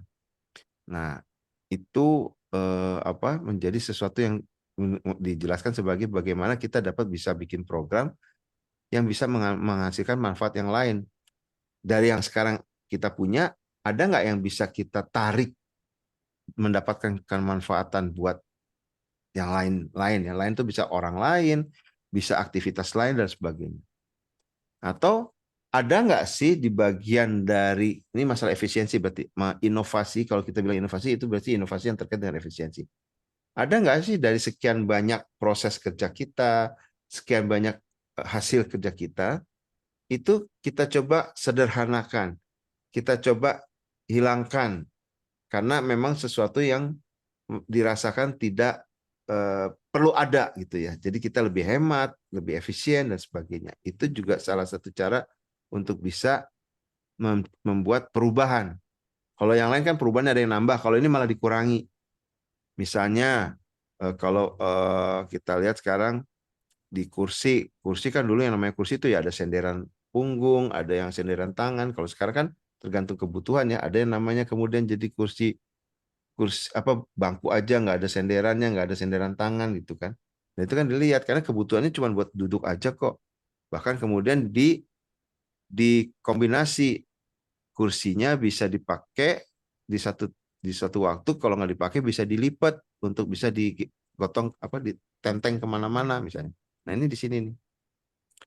Atau di urutannya ditukar. Apa sih ada yang bisa diubah dari bagian kerja kita? Kayak misalnya kalau kami misalnya di PPM baru aja kemarin selesai meresmikan kurikulum baru. Ada beberapa mata kuliah yang tadinya, misalnya mata kuliah yang tadinya diberikan hanya untuk elektif, jadi hanya orang yang milih mata kuliah itu saja. Terus setelah kami lihat lagi, kami teliti, kami mencoba menggali informasi, rupanya mata kuliah itu sebenarnya tidak hanya dibutuhkan ke orang-orang yang spesifik elektif tersebut. Dia juga dibutuhkan oleh orang lain. Nah, terus kami ubah tuh urutannya. Sekarang mata kuliah tersebut masuk di semester 2 di blok program kami. Tadinya di semester 3 elektif. Dengan pertimbangan tadi. Jadi di switch gitu ya, diubah. Terus yang versi yang lamanya, terus kita lihat ini perlu nggak ya? Oh, rasanya sekarang sudah lagi obsolete ini mata kuliah ini. Itu yang kemudian dieliminasi. Nah, terus kan ada bolong berarti di semester 3-nya. Kita coba bangun yang baru. Mata kuliah baru yang memang jadi kebutuhan. Dan itu dilakukan biasanya berubah. Kalau di sekolah kami itu kan sama ya. Mungkin suster berapa kali tuh kalau di sekolah ya. Di kami kalau nggak salah sekitar 2 tahun sekali ditinjau. Ada nggak perubahan yang ada? Sekarang malah perubahannya dari dikti. Diminta nambah SKS-nya. Jadi kalau yang anak S2, kalau anak S1 kayaknya masih aman di 144 SKS. S2 sekarang diminta berapa tambahannya sekitar 8 SKS. Jadi nanti kuliahnya tambah matang aja, banyak mata kuliah lain ya jadinya ya. Kayaknya dirasakan kurang katanya kalau S2, cuman sekarang kan sekitar 40 SKS. Harus ditambah 48 atau 52 tuh saya lupa. Ini lagi mikir lagi kami sekarang. Kalau keputusannya belum ada dari kementerian, tapi kalau harus ada, Lalu yang mau diberikan sisa LKS itu, kan sekarang kan 40 misalnya ya, kalau saya sekitar 40. Jadi 48. 8 itu apa ya yang benar-benar bermanfaat. Jadi sekarang kami sedang menggali lagi, mencoba untuk melihat, siapa tahu tiba-tiba nanti keluar peraturannya, kami udah siap untuk bisa punya program-program tersebut, SKS yang lebih tadi. Gitu. Nah, itu adalah proses dalam melakukan perubahan. Mencoba untuk men-challenge proses yang sudah berjalan lama, proses yang sedang berjalan agar terjadi perubahan-perubahan yang sifatnya bisa meningkatkan kinerja. Nah, kira-kira seperti itu tuh yang bisa disampaikan, Ustaz. Ada pertanyaan, silahkan sampai sini yang mau ditanyakan. Silahkan. Baik, Pak, mau tanya. Ya, Pak Kris, monggo Pak. Kalau melihat dari tadi usaha yang randel tadi ya. Randall. Ya, kadang itu kita punya ide itu kalau keadaan terpepet. Iya, Pak, bukan terpepet kan? Terpepet The power karena of pepet, iya betul. situasi ekonomi. Mm-mm. Saya juga punya pengalaman, boleh cerita Ya. sedikit. Monggo. Saat itu kami punya anak pertama, jadi kami berdua juga bekerja. Nah, ini sementara kami tidak punya pembantu. Lalu saya punya ide, kemudian saya mengusulkan ke Suster. Suster bikin tempat penitipan anak. Ya. Akhirnya anak saya titipkan dan Suster punya tempat penitipan anak. Ya. Karena juga karyawan-karyawan itu kan juga banyak yang dua-duanya kerja di Ya, tempat para betul. Suster. Nah, itu kadang situasi terpepet itu memunculkan ide. Ide. Kalau keterkaitannya dengan teori-teori yang ada di sini, itu kaitannya di mana, Pak? Apakah bisa dikategorikan sebagai apa? Ini ya, jadi keluar dari zona nyaman itu, Pak? Atau Iya, betul. Sebenarnya pun kalau yang seperti yang Pak Kris sampaikan, sebenarnya memang nggak ada zona nyaman ya, karena memang lagi kepepet tuh, ada kebutuhan. Ya. Jadi sebentar, saya ini dulu, saya tampilkan lagi tadi slide-nya. Mana slide-nya kok ketutup? Oh, ini dia. Bentar ya Pak Kris dan Suster. Set. Nah, ada problem. Problemnya apa? Harus ada yang merawat anak pada saat kita bekerja, kan gitu ya? Iya. Problem itu kan adalah sesuatu yang terjadi karena ada yang dirasakan kurang gitu ya. Maksudnya kurang, ada gap. Seperti tadi kan, harusnya ada yang bisa kita lakukan nih untuk bisa menjaga tetap kita bisa kerja, anak kita bisa tetap terjaga dari sisi keselamatan dan sebagainya. Itu kan ada gap. Atau bisa juga problem untuk yang terkait dengan improvement. Ini udah oke, terus ada lagi yang bisa dibikin menjadi lebih baik nggak? Nah, itu yang tadi kita bicara keluar dari zona nyamannya tuh, kalau yang kedua. Tapi kalau yang diceritakan pakai problemnya ada gap, dari awal memang udah nggak nyaman, kayak tadi kan yang Randall kan. Ya saya kalau nggak kayak gini, dia bilang kan nanti bingung kalau misalnya lagi ada orang tua sakit, terus uangnya dari mana? Nah, saya harus bisa berusaha. Nah, itu kan karena kepepet, ada dorongan untuk mau nggak mau berubah. Gitu ya. Nah, biasanya kalau di dalam proses perubahan itu hal yang pertama karena kepepet itu bisa lebih cepat ditanggapi oleh anggota tim kita. Wah, lagi situasinya nggak bagus. Oh, kalau di bisnis ini lagi banyak pendapatan turun gitu ya. Kalau turun kita nanti gajinya jangan-jangan dipotong. Kan kepepet tuh, pasti cepat pengen berubah. Dibandingkan gini, sekarang udah nyaman, nggak ada masalah, pelanggan datang terus gitu ya, aman. Kalau misalnya saya nggak berani bilang kalau di rumah sakit pasien jalan terus gitu ya, kayaknya gimana rasanya gitu ya. sekolah misalnya murid-murid semua oke, prestasinya bagus gitu kan. Terus rumah sakit misalnya saja sudah terakreditasi misalnya ya, sudah oke dari segi fasilitas, berarti kan nggak ada yang kepepet tuh. Tapi apakah kemudian kita nggak berubah? Enggak, kan tetap mesti naik. Kalau misalnya tadi, oh sekolah kita udah oke nih, bagus. Terus kita lihat ke depan kira-kira yang akan bisa jadi tantangan apa? Oh, pemanfaatkan teknologi. Apalagi mungkin yang akan masuk nanti ke kita generasi-generasi alfa. Sekarang udah alfa kayaknya. Saya salah. Alfa itu adalah anak-anak generasi milenial, anaknya generasi milenial. Rasanya kalau yang di SD, SMP itu generasi alfa. Yang cara belajarnya juga bisa beda. Nah, berarti kan kita harus antisipasi kan. Cara kita ngajar sebagai guru aja bisa saja berubah karena yang kita hadapi muridnya beda gayanya. Nah, itu berarti tidak ada masalah dari kepepet, improvement mesti dilakukan. Nah, kalau kasusnya Bapak, itu biasanya mempercepat proses, Pak. Makanya kalau kita lihat, dua fase ini itu menjawab dua-duanya. Yang satu ini adalah yang kepepet, yang satu ini adalah melihat kebutuhan akan datang. Need finding kan. Nanti dua-duanya itu yang kemudian jadi ide. Di sini nih, dibuat jadi ide. Gitu Pak Kris dan Suster ya. Nah,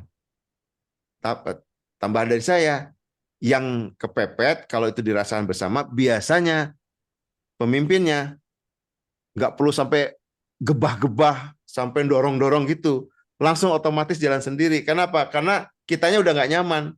Tapi kalau kitanya lagi duduk santai nyaman, nah itu Pak, kayak misalnya kalau udah tidur enak gitu, disuruh bangun, beda kan? Saya ingat dulu waktu saya masih kecil tuh kalau dibangun sama orang tua saya tuh, orang tua saya nggak banyak ayo bangun, enggak. Ambil air, pakai lap basah itu, langsung diplok, brot gitu, langsung bangun.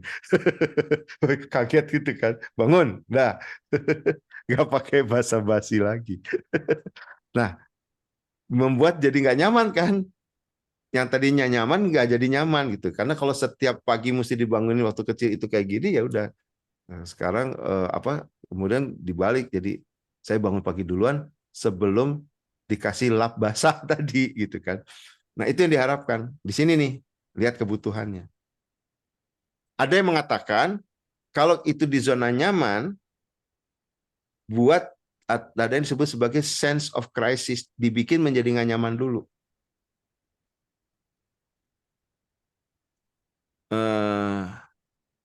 Tapi tantangannya memang lebih, jadi mesti dibuat menjadi nggak nyaman dulu dari sisi tadi ya. Kalau misalnya, oh udah terbiasa kok kita pakai komputer jalan. Jadi kalau diminta untuk kayak anak-anak sekarang kan, karena udah terbiasa pakai komputer, pakai AI, bikin tugasnya kan sekarang ada yang sudah pakai kecerdasan intelijensia buatan itu, kecerdasan buatan, tinggal tolong buatin saya, misalnya kita diminta apa, tolong buatkan ini ya, gurunya bilang, anak-anak tolong bikin karangan, tolong buat cerita tentang perjalanan libur ke Borobudur. Alih-alih mikir Pak, dia panggil nanti yang namanya kecerdasan kecerdasan buatan tadi. Tolong buatkan kisah perjalanan ke Borobudur, dibikin 2 halaman. Ceritanya tentang dari sudut pandang saya sebagai anak SMP gitu kan. Enter, seret jadi gitu kan. Nah, itu kan nyaman. Itu yang nggak bisa buat nyaman. Udah kalau gitu kita bikinnya sekarang dalam bentuk tulisan tangan. Nah, itu kan nggak nyaman tuh. Kayak kembali kayak dulu jadi pakai tulisan tangan. Bukan karena nggak bukan berarti kembali ke old fashion, enggak. Salah satu cara membuat dia nggak nyaman kalau dia mau pakai itu kecerdasan buatan itu, meskipun nggak bisa dipungkiri. Di kami juga lagi mikir ini gimana caranya ya, apalagi kalau mau bikin skripsi dan sebagainya, nggak perlu lagi minta bikinin orang Pak, minta bikinin komputer udah bisa, Suster. Saya aja sekarang kalau lagi periksa ujian jadi PR. Karena harus dicek, ini benar nggak ya tulisan dia sendiri atau tulisannya buatannya komputer. Karena tinggal minta aja langsung keluar. Tolong buatkan gambar pemandangan bla bla bla. Jadi gitu ya. Saking apa udah seperti itu. Kan tetap tapi manusia harus lebih pintar ya di menyiasatinya. Nah, berarti membuat mereka tidak nyaman. Misalnya, oke, kerjakan tidak boleh dengan ini, dibuat aturannya. Bahkan kayak misalnya kalau ketahuan, saya ingat banget tuh kalau kayak di sekolah BINUS ya, perguruan tingginya di Indonesia tuh kalau ketahuan nyontek, itu mau cuma nyontek sedikit aja itu langsung dikeluarkan. Dari awal tuh Pak, Bu, itu udah tulisan dilarang nyontek, nyontek itu nggak boleh, dikeluarkan. Jadi benar itu konsisten. Ketahuan, terbukti, out. Mau siapapun orang tuanya. Semester berapapun dia sudah masuk. Nggak pakai tidak pakai tawar-menawar. Nah, itu kan jadi buat nggak nyaman buat orang-orang yang santai aja lah gitu kan gitu. Nah, itu baru dilakukan, itu yang perlu dilakukan. Gitu Suster dan Pak Kris ya. Mudah-mudahan menjawab tuh. Ya. Kalau nggak ada yang kepepet, bikin berasa kepepet gitu. Membuat ada sense of crisis-nya.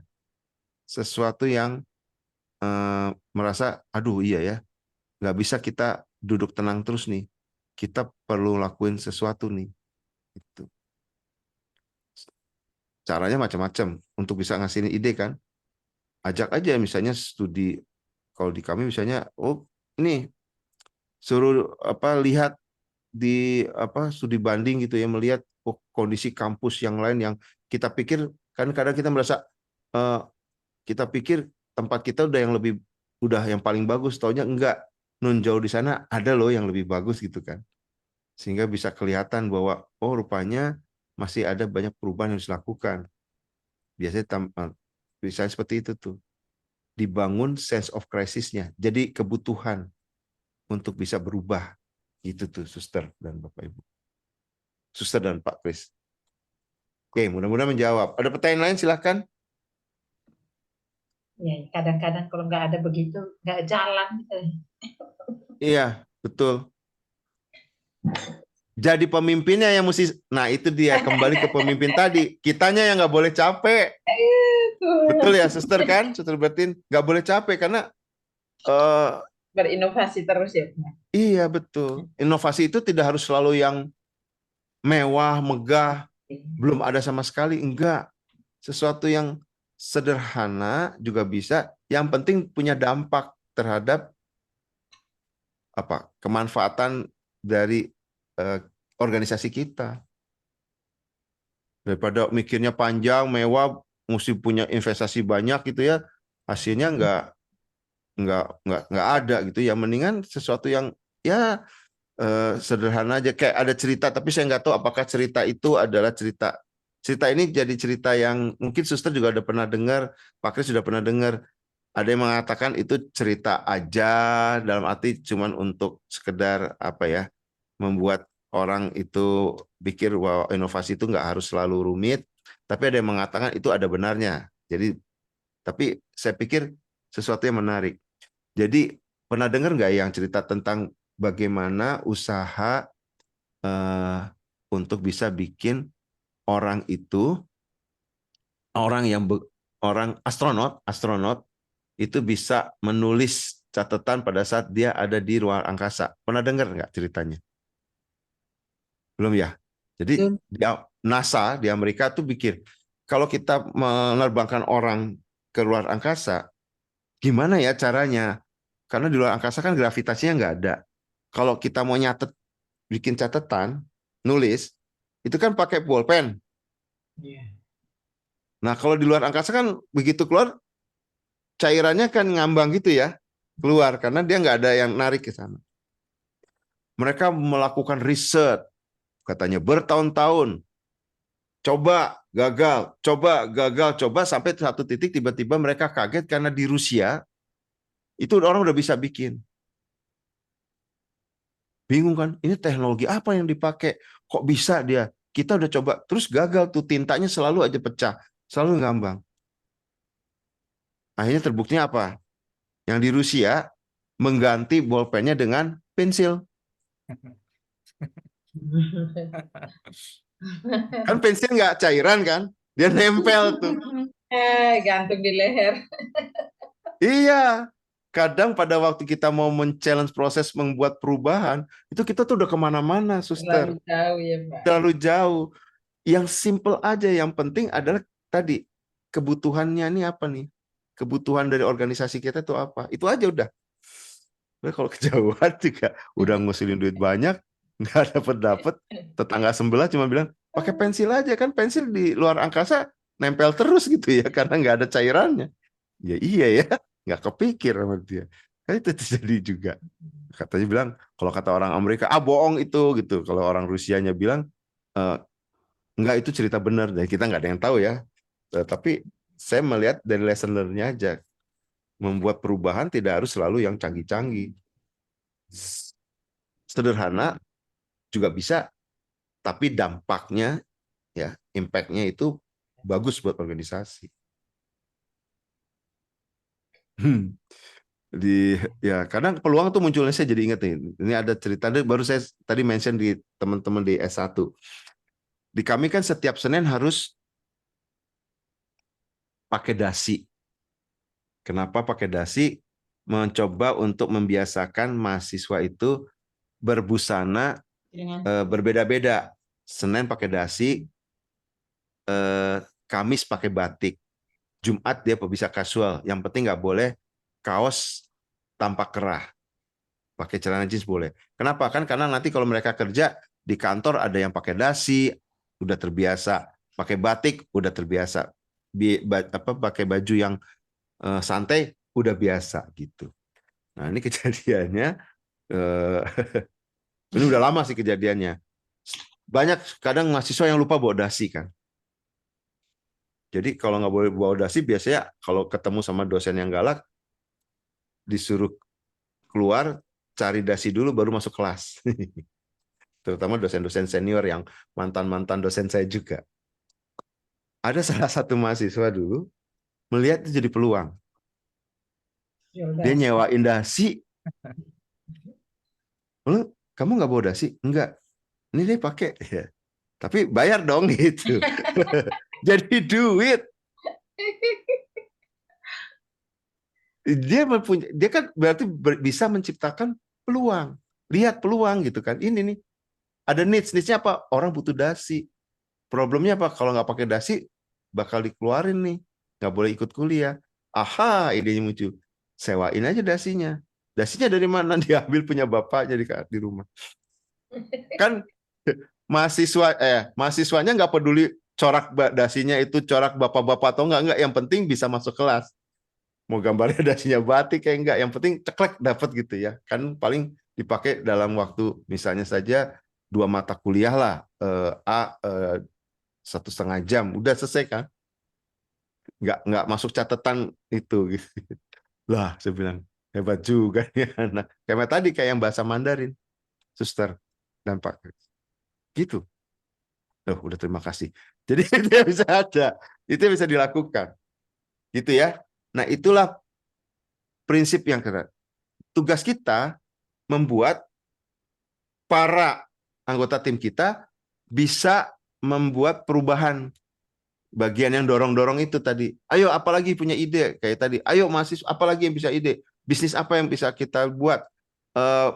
Proses apa yang bisa kita efisiensikan. Nah, itu tugas pemimpin kalau menurut ini, catatan ini. Pilar ketiga ya, atau keterangan ketiga. Gitu, Suster dan Pak Kris ya. Oke, ada pertanyaan lain sebelum pas 20.40 kita akhir ya. Tadi udah kelihatan. Saya salah pencet, keluar terima kasihnya. Astaga. Kalau tidak ada berarti itu bagian dari keteladanan ketiga. Besok pagi ya, jangan malam loh, besok bukan besok. Besok pagi ketemu lagi dengan Pak Oji, kita bahas 2 keteladanan berikutnya, yaitu bercerita tentang bagaimana kita mendorong orang lain. Kan ini kan kita mendorong orang lain juga ikut terlibat di dalam merubah situasi yang ada, merealisasikan ide yang ada, plus encouraging the heart. Bagaimana kita bisa merekognisi, mengakui apa yang sudah mereka kerjakan. Nah, itu yang akan menjadi penutup kuliah di besok. Lalu kita akan jumpa lagi berarti di hari Rabu. Nanti Mbak Bina akan mention, dan saya punya utang kepada Suster dan Pak Kris ya, perbaikan dari laporan LPI-nya tadi ya. Saya sedang terus koordinasi dengan bagian pengolah datanya untuk melihat. Mudah-mudahan si Senin sudah bisa diberikan yang benarnya gitu ya. Lalu kemudian Rabu dan hari Jumat malam ya, Suster dan Pak Kris, kita akan jumpa lagi untuk bertemu dengan guest lecturer yang bisa kasih sharing pengalaman lah terkait dengan melakukan proses yang 5 ini gitu ya. Demikian yang bisa saya sampaikan, Suster dan Pak Kris. Itu jadi bagian akhir dari perjumpaan kita. Saya ucapkan selamat malam, selamat beristirahat. Besok pagi, Suster dan Pak Kris masih ada kegiatan di Zoom juga dengan Pak Uji. Semoga lancar ya untuk besok. Sampai jumpa nanti di minggu depan. Salam saya buat Suster dan Pak Kris. Selamat malam. Selamat malam. Terima kasih, Pak. Sama-sama, Suster. Mari. Besok jam 8 ya. Ya. Iya. Iya. Lupa Jadwalnya dia. jam 8. Pura-pura lupa nih. Pura-pura lupa dia. Di off cam aja, Suster. Mari, selamat malam, Ya, Suster, selamat Pak malam, Kris. Pak. Selamat Selamat beristirahat. semua. Ya, Terima kasih. sama-sama.